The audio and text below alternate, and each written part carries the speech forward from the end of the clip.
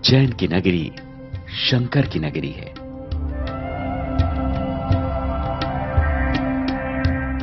इस नगरी में भगवान शंकर महाकाल स्वरूप में विराजमान होते हैं।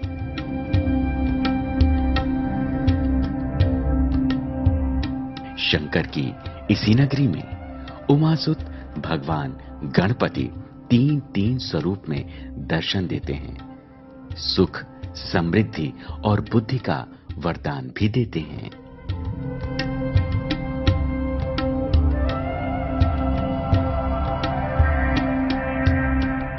भगवान गणेश के इस दरबार में गणपति की तीन तीन प्रतिमाएं विराजमान हैं। इच्छामन गणेश, चिंतामन गणेश, सिद्धि विनायक गणेश। मान्यता है कि तीनों ही गणपति भक्त की इच्छा, कामना के अनुसार ही वरदान देते हैं।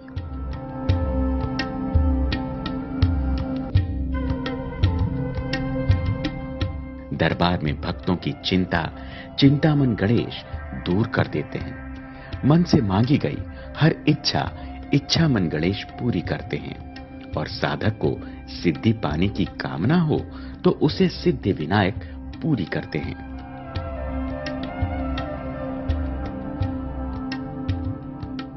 यहाँ पर तीन प्रतिमाएं एक साथ में विराजित है, जो चिंतामन गणेश, इच्छामन गणेश और सिद्धि विनायक गणेश के नाम से प्रचलित है। और तीनों का एक अपना महत्व है। किसी के मन में यदि कुछ संकट हो, संशय हो, तो भगवान गणपति को मनाते हैं, चिंतामन को, तो उनकी सारी चिंताएं दूर होती है। मन में कोई इच्छा लेकर आता है कि मेरे अच्छी सर्विस लगे, मेरा अच्छा व्यापार हो, उस लिए भगवान को मनाते हैं। तो इच्छामन गणपति वो सारी इच्छाएं पूर्ण करते हैं।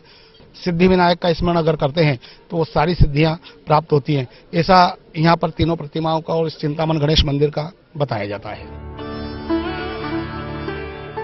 गणपति के इस दरबार में विराजित इच्छामन गणेश, चिंतामन गणेश और सिद्धि विनायक की स्थापना की पौराणिक कथा जुड़ती है त्रेता युग में रामायण काल से।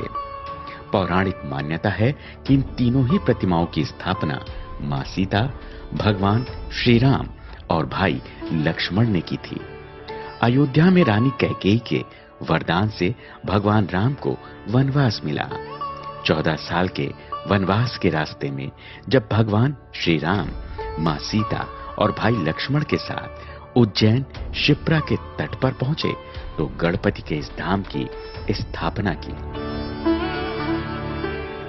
कहते हैं कि उज्जैन में एक दिन भगवान श्री राम को भगवान गणेश की उपासना का मन हुआ तो भगवान श्री राम ने चिंतामन गणेश, भगवान लक्ष्मण ने इच्छामन गणेश और माता सीता ने विनायक की स्थापना की। तभी से इस दरबार में भगवान गणेश के इन्हीं तीनों रूपों की आराधना, उपासना होती आ रही है। किंवदंती ऐसी बताई जाती है कि उज्जैन में राम, लक्ष्मण, सीता जब 14 वर्ष के वनवास में आए थे तो उन्होंने रात्रि विश्राम रामघाट पर किया और उज्जैन में उनके पिता का श्राद्ध किया, जो रामघाट पर पिंडदान किया पिता की देहांत होने के कारण।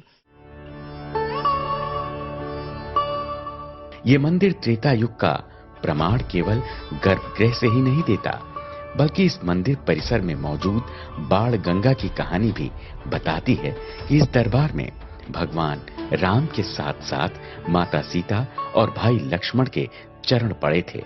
गणपति की स्थापना के बाद गणपति के अभिषेक के लिए जल की आवश्यकता हुई। तब भाई लक्ष्मण ने एक जमीन पर बाण छोड़कर बाण गंगा का निर्माण किया था। कहते हैं कि इसी बावड़ी का पानी पीकर माता सीता ने अपने कंठ की प्यास तृप्त कर ली थी। ये बावड़ी आज भी उसी आस्था के साथ श्रद्धालुओं द्वारा पूजित होती है। एक यहाँ पर बाणगंगा भी है जो मंदिर के पूर्व दिशा में निर्मित है। उस बावड़ी के जल से कभी भगवान गणपति का स्नान करवा करके लोग मन्नत मांगते थे, तो लक्ष्मण जी के द्वारा बाण चला करके जो बावड़ी निर्मित की गई, इसको बाणगंगा कहते हैं।